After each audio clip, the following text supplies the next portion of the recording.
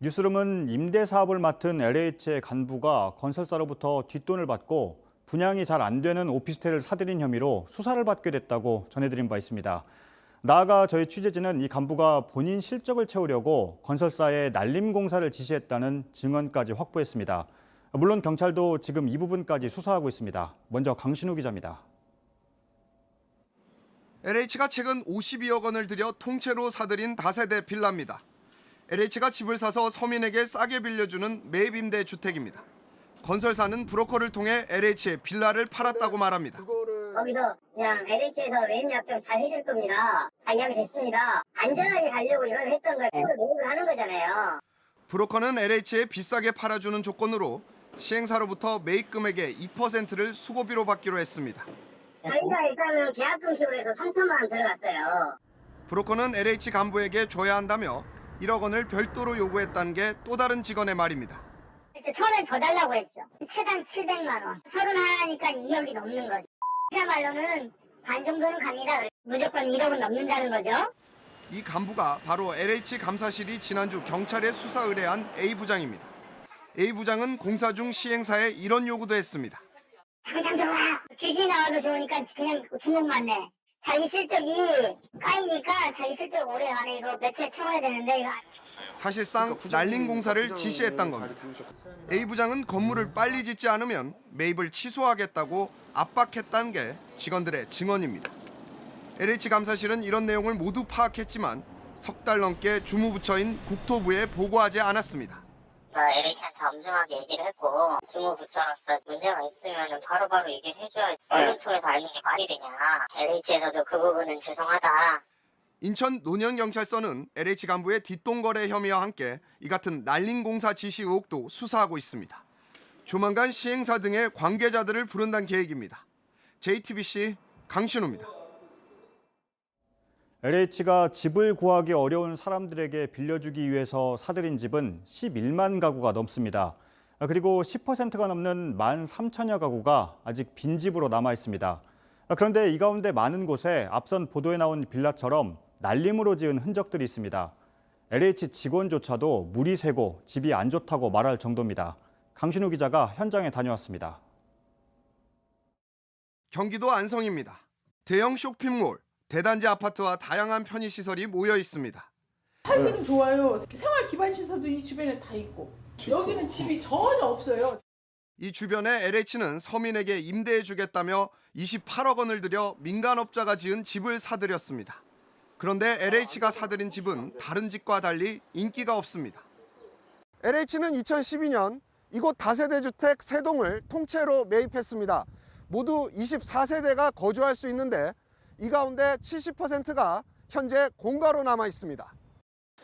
인적은 없고 폐허갔습니다. 왜 그런지 들어가 봤습니다. 입주민에게 이유를 들어봤습니다. 이사 들어갔다 금방 나가고 곰팡이건이 아마 많을 것 같아요. 저희가 4층에서 그래서 내려왔으니까 짓긴 잘못 지은 것 같아요. 정말 그런지 올라가 봤습니다. 들었던 대로 고층은 대부분 빈집입니다. 빈집 관리도 엉망입니다. 이 집은 2년 넘도록 이렇게 비어 있습니다. 마스크를 썼는데도 악취가 코를 찌릅니다. 아래를 보면 매우 지저분한 게 보이십니다. 위를 보더라도 관리가 전혀 안 되고 있다는 것을 아실 수 있습니다. 좀 더 들어와서 보면 사방에 이렇게 곰팡이가 잔뜩 피어 있습니다. LH 관리 직원도 인정합니다. 노수 있고 그런 아무튼 집이 좀 약간 안 좋다고 봐야죠. 건물이. 서울 역세권에 있는 매입임대 주택도 마찬가지입니다. 1년 가까이 비어 있습니다. 집에 하자가 있기 때문입니다. 이렇다 보니 주거 목적으로 매입해놓고 공공사무실로 용도를 변경한 집도 있습니다. LH가 국회에 보고한 자료입니다. 물이 새는 등 문제가 계속 생기면서 6개월 이상 비어있는 임대주택이 수십 채입니다. 서민들을 위한다며 수조 원을 쏟아부은 LH 매입임대 사업에 심각한 구멍이 뚫렸습니다. JTBC 강신우입니다. 이런 LH를 개혁하겠다며 석 달 가까이 준비한 개혁안을 정부가 오늘 여당에 전달했습니다. 하지만 여당에선 도대체 개혁을 하겠다는 거냐, 또 팔은 결국 안으로 굽는다는 반응이 나왔습니다. 부족해도 한참 부족하다는 비판입니다. 정부와 여당이 결국 빈손으로 헤어지면서 개혁안을 발표하는 일정도 미뤄졌습니다. 김필준 기자입니다. 노영우 국토교통부 장관과 민주당 국토위원이 이른 아침부터 만났습니다. 지난 3월 LH 사태 이후 정부가 마련한 개혁안을 여당과 공유하고 논의하는 자리였습니다.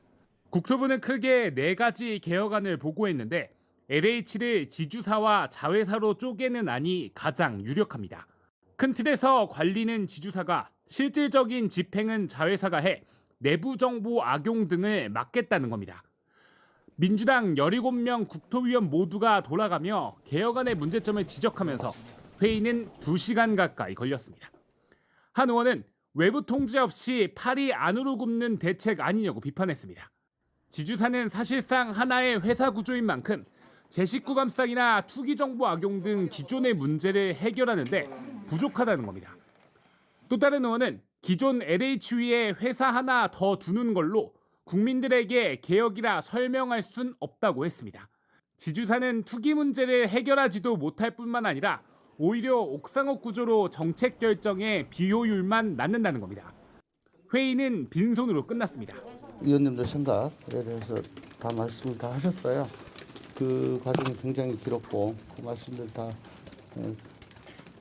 듣고 하느라고 방향이 정해지지 않았습니다. 정부는 오늘 의원들의 지적을 바탕으로 수정안을 만들어 한 번 더 당정 논의를 진행하기로 했습니다. 결국 이달 안에 내놓으려던 LH 개혁안은 또 미뤄지게 됐습니다. JTBC 김필준입니다.